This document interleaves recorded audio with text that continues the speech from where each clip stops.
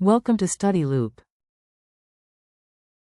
Hello everyone, today we're doing chapter 17, problem 12, and this question asks us which of these heterocycles are aromatic. So remember that in order to be aromatic, you have to follow Huckel's rule, and Huckel's rule says that in order to be aromatic, you need to have 4n plus 2 pi electrons.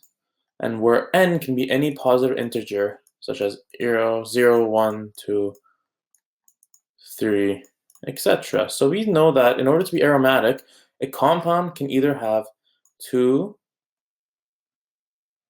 6, 10, 14,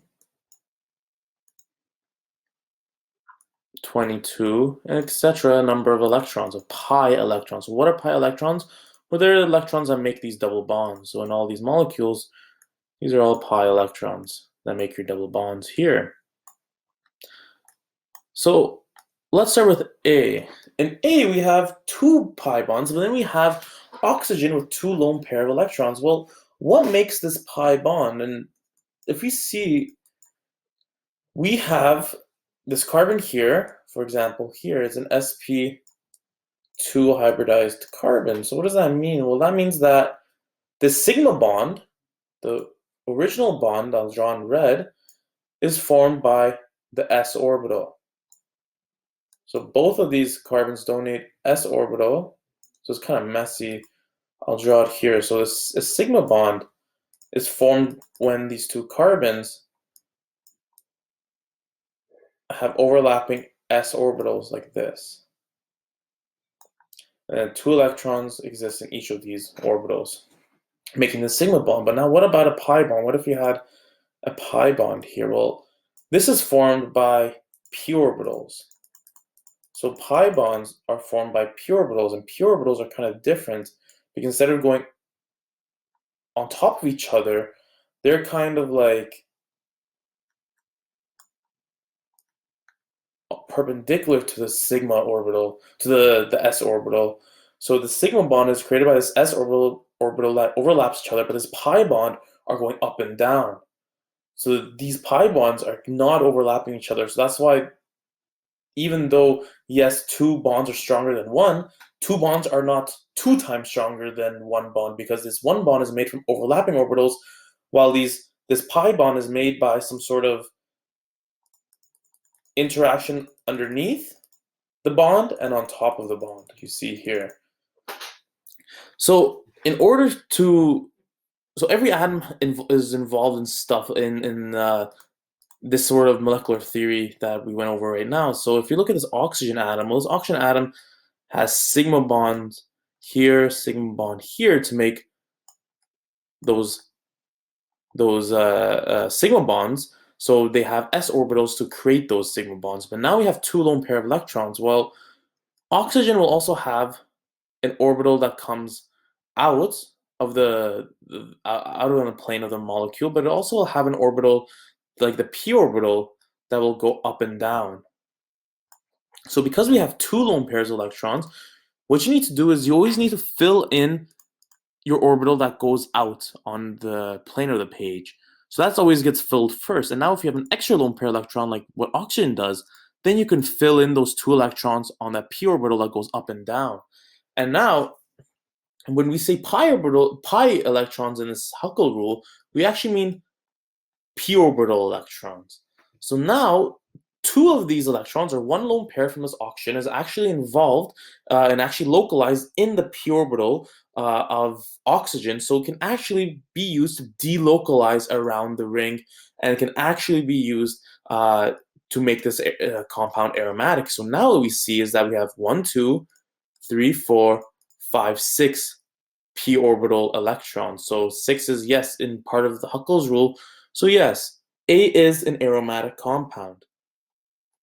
And we can confirm this using Huckel's rule because n here equals 1. So 4 times 1 is 4 plus 2 equals 6 p electrons.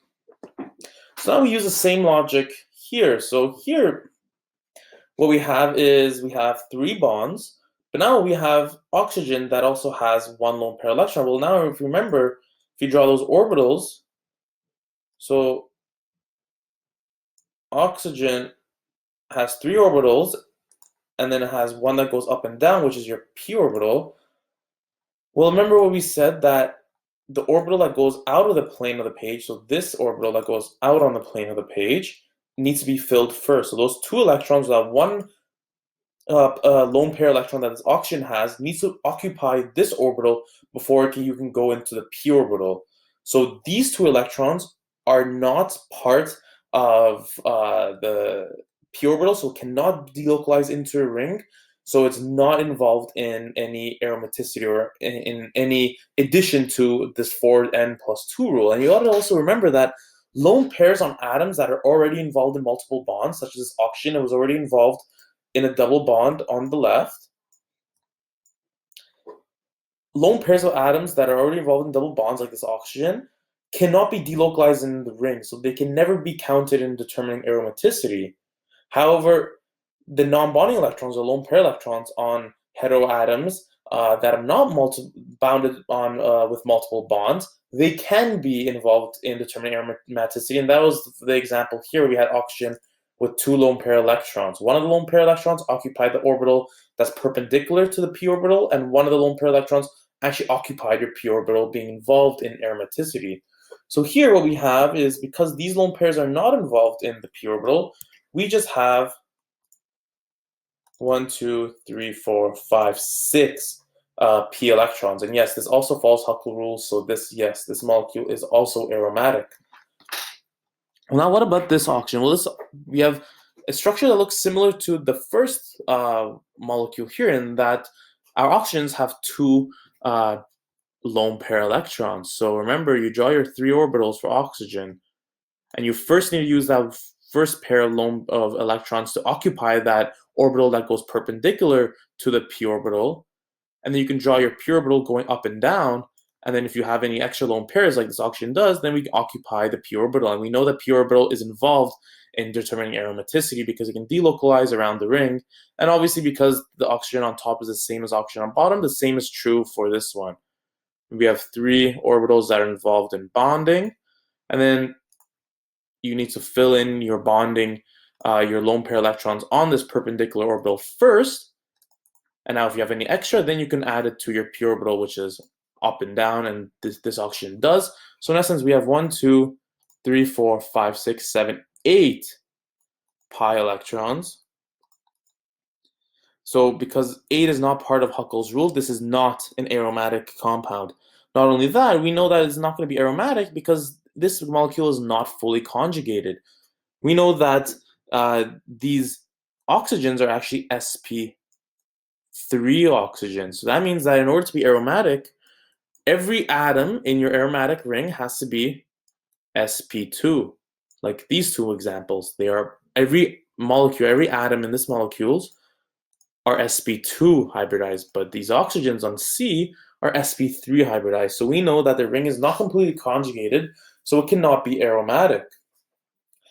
Well, what about D? Well, right off the bat, we remember the rule that we determined earlier. If a heteroatom is involved in multiple bonds, then their lone pair electrons cannot be involved in determining aromaticity. So these 2 electrons on each of these nitrogens, or lone pair electrons in each nitrogen, are not involved in determining aromaticity. They're not actually localized in the p orbital. They're localized in their own orbital that is perpendicular to the plane to the p orbital. So in essence, what we have is we just have 3 double bonds, or 6 pi electrons, and this follows Huckel's rule, so we know that this molecule is in fact aromatic.